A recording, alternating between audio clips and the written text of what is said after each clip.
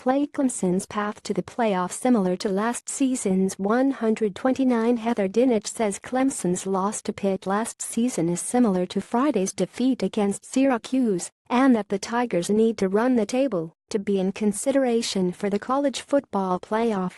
129,200 AM at Clemson has a bounce-back blueprint.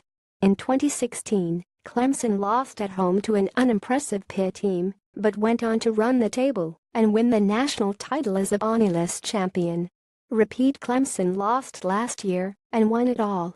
Syracuse handed number 2 Clemson its first loss since last November, upsetting the defending champs 27-24 after knocking out Tigers QB Kelly Bryant. If you're looking for one image that summed up all that went wrong for Clemson in the Tigers' shocking loss to Syracuse, look no further than the fourth quarter fake punt that went horribly wrong. As shocking as Clemson's 27-24 loss to unranked Syracuse was Friday night, it's important to remember the selection committee hasn't even convened yet, and if the Tigers run the table and win the ACC, they will still be considered for a top 4 finish. There are 2 key factors in their favor. Good wins appear to outweigh bad losses, and the committee considers injuries to key players. All 13 committee members will know starting quarterback Kelly Bryant left the game in the second quarter because of a concussion. Clemson needs Bryant healthy, and it has a bye week for him to heal before facing Georgia Tech on October 28. It was clear in the first half that Bryant still wasn't 100% recovered from an ankle injury he suffered October 7 versus Wake Forest. His mobility was limited, and the entire offense started forcing things in the passing game. While the Tigers struggled defensively all night, Clemson's typically elite defense also didn't look the part of a top 4 team. And this was supposed to be the easy part of Clemson's schedule. The Tigers have already earned 2 wins against top 15 teams, September 9 versus Auburn and September 30 at Virginia Tech.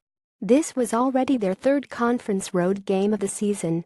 The non-conference win against Auburn could give Clemson the edge over another Bonnie-less conference champion with a weaker non-conference strength of schedule, like the Big Ten or the Pac-12. Unlike Clemson, Washington State doesn't get a mulligan on its upset loss at Cal.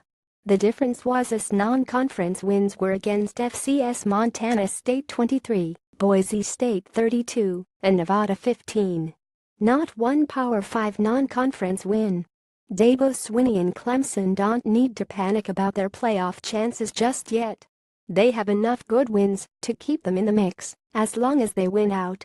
Jerome Davis icon spurts where Clemson's win over Auburn, assuming Auburn continues to win and stay ranked, should wind up being more valuable than any non-conference win Washington State, Penn State, Wisconsin, or Ohio State had. Should either one of those teams finish as the Bonnie-less conference champion, it's possible Clemson could get in at their expense. Washington State's shocking September 29 win against Feno.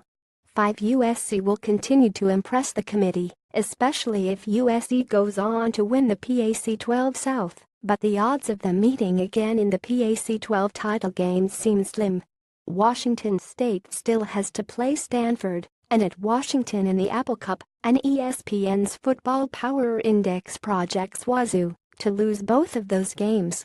Nobody suffered a worse loss so far than Oklahoma to Iowa State, but even the Sooners have their win at Ohio State to help compensate for it.